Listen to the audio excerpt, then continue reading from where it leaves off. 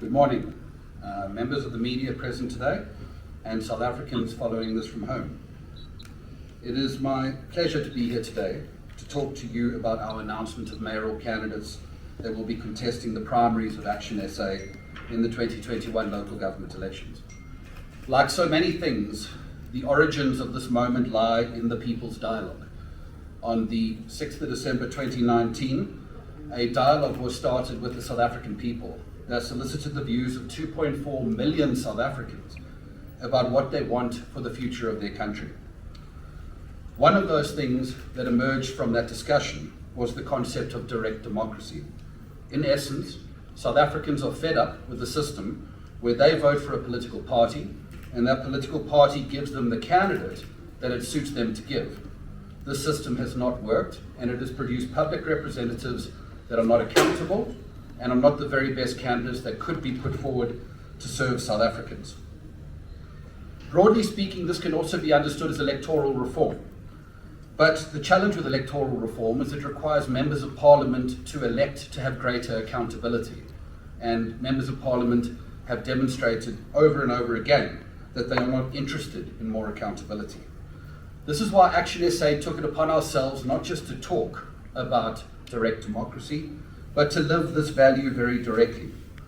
And what we did is we changed the concept of candidate selection, which is the process of political parties sitting in smoke-filled rooms determining who the candidates will be, and we turned it into candidate elections, in which we invited members of the public, whether they are members of ActionSA or not, to participate in the election of our candidates.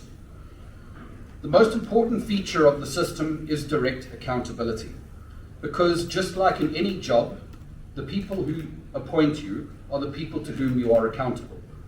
The implication of this is that when people are elected by their communities, they are accountable to their communities. The system of accountability that will follow in the wake of these elections is that our elected representatives will be accountable to their communities, and at the midterm period of the 5-year term of office, a midterm election will be held, at which time it will be determined what the level of satisfaction is with the service of their public representatives. If that level of satisfaction is not above a certain predetermined amount, that person will be replaced by somebody else using the very same system. Our candidates and our public representatives will be accountable to their communities first and the party second.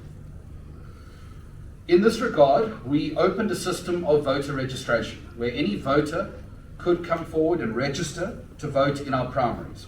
The primaries were to be conducted in the Gauteng metros of Johannesburg, Ekurhuleni and Tshwane, and they were opened on the 13th of April.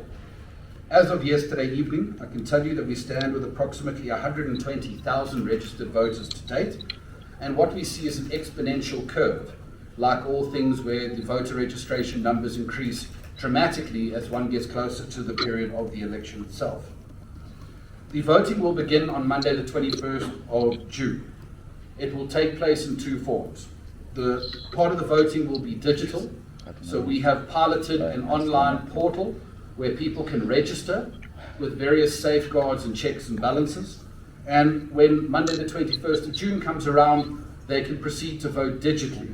We are doing this particularly because with the concerns around COVID-19, it was very important that we provided a platform for individuals who were concerned about the repercussions of going in person to vote in this third wave, so that they can vote digitally. In addition to that, we will be opening physical voting centres around these metros on Saturday the 28th of June. Voter registration will continue to be open throughout this week in question, so that we anticipate the number of people who will participate in these elections to greatly exceed the numbers that are currently registered. Shortly thereafter, we will audit the results, and the results will be announced publicly to the South African people. We would like to be very clear that this is a first of a kind of any political party in South Africa. No political party has undertaken anything like this before, and we are very proud that we could take the values that arose from the People's Dialogue and the conversation that was solicited with 2.4 million South Africans, and we could convert that into something that represented what they want for the future of their country. ActionSA remains adamant that these 2021 local government elections must continue. We do not believe that major political parties want these elections to continue, because major political parties have demonstrated major declines in recent times. But we need to be very clear, South Africa needs these elections. And South Africa needs these elections like it has needed no other election before. When you see the state of local government in South Africa, it is becoming nothing short of a disaster. We have mayors who are directly implicated in criminal activities. We have municipalities where sewage is running through the streets. We have towns that have been under administration for more than 10 years. There has never been a more important time for South Africans to exercise their right to vote. When it came to the selection of our mayoral candidates, we conducted a shortlisting exercise because we had many candidates who applied. The shortlisting exercise consisted of shortlisting them based on their endorsement, in other words, how many members of the public signed support for those particular candidates. And we excluded candidates on the basis of having criminal records. They had to complete an affidavit confirming that they did not have a criminal record. They had to complete an affidavit indicating that they do not owe municipal debt. This is something that we regard to be very important because we ourselves as leaders need to set a standard. And you have seen all too often in municipalities that it is the public representatives who owe the municipality money and receive special treatment, while it is the residents who are treated brutally by these municipalities, as well as a series of declarations that were designed to ensure that the people we are putting before you today are good, honest, and ethical leaders who will represent communities effectively. We have begun the process of staging a series of debates. The first one will air on this coming Thursday morning, and the remainder will follow. We believe these debates to be hugely important because it is important when people go to vote in the primaries that they know who they are voting for and what those individuals stand for.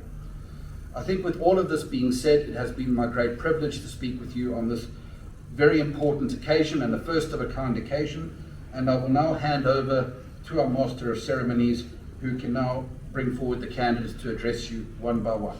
Thank you all very, very much.